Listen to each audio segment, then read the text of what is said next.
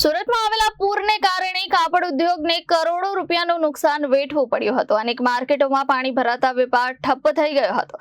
જોકે હવે વેપારીઓ ફરી હિંમત સાથે ઊભા થઈ રહ્યા છે. રક્ષાબંધન અને જન્માષ્ટમી જેવા તહેવારોને ધ્યાનમાં રાખીને કાપડ બજારોમાં ફરી ચહલપહલ જોવા મળી રહી છે. વેપારીઓ નુકસાનની ચિંતા છોડી નવા ઓર્ડર અને તહેવારી સિઝન પર ફોકસ કરી રહ્યા છે. સુરતના કાપડ ઉદ્યોગ માટે પૂર મોટી આફત સાબિત થયું હતું. ગોડાઉન અને દુકાનોમાં પાણી ઘૂસતા તૈયાર માલને ભારે નુકસાન થયું હતું. ઘણા વેપારીઓનો કરોડો રૂપિયાનો માલ બગડી ગયો, જ્યારે ટ્રાન્સપોર્ટ વ્યવસ્થા ખોરવાતા અનેક ઓર્ડર સમયસર પહોંચી શક્યા ન હતા. જોકે હવે પરિસ્થિતિ ધીમે ધીમે સામાન્ય બની રહી છે. વેપારીઓ અને ઉદ્યોગકારોએ ફરી બજારમાં ગતિ લાવવાના પ્રયાસો શરૂ કર્યા છે. ખાસ કરીને રક્ષાબંધન અને જન્માષ્ટમીના તહેવારોને લઈ નવા ઓર્ડરો મેળવવા અને સમય सप्लाई सुनिश्चित करवा पर भार मुकवामा આવી રહ્યો છે. Ravi Sahani, millennium textile market का व्यापारी।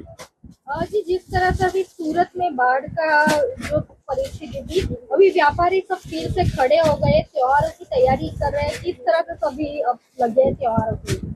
सूरत के जो व्यापारी है ना, वो सूरती लाला कहलाते हैं। उनको क्या, ये तूफान जो 5-7 दिन का होता है, फिर अपने आप काम चालू हो जाता है, लेकिन नुकसान काफ़ी हुआ है।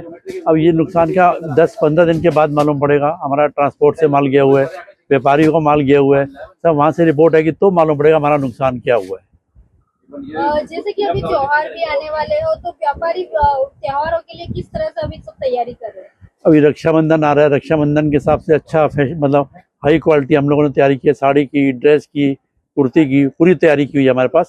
हम इसको पुराना जो प्रॉब्लम आई है, बाढ़ की जो आई है, उसको भूल के अब नए सिरे से फिर काम पे लग गए हैं।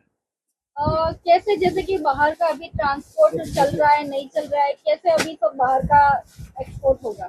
नहीं, एक्सपोर्ट का तो बाहर का हमको कोई प्रॉब्लम है नहीं। वो तो बाहर माल जा रहा है, वहाँ बाहर तकलीफ, आउट ऑफ इंडिया को तकलीफ नहीं आई है, तकलीफ इंडिया में ही आई है। तो जो हमारे इंडिया में व्यापारी हैं उनसे रिपोर्ट पूरी आएगी, क्या नुकसान हुआ, माल ठीक ठाक पहुँचा नहीं पहुँचा, तब हम प्रॉपर आपको जवाब दे पाएंगे। आपका नाम? मोहन सिंह राजपुरोहित, पोस्टा डायरेक्टर, सूरत।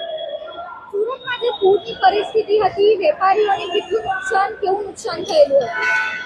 આમાં બહુ નુકસાન થયું છે વેપારીઓને, લેકિન આગળ રક્ષાબંધનનો તહેવાર આવે છે એટલા માટે બધા તૈયારીમાં લાગી ગયા છે।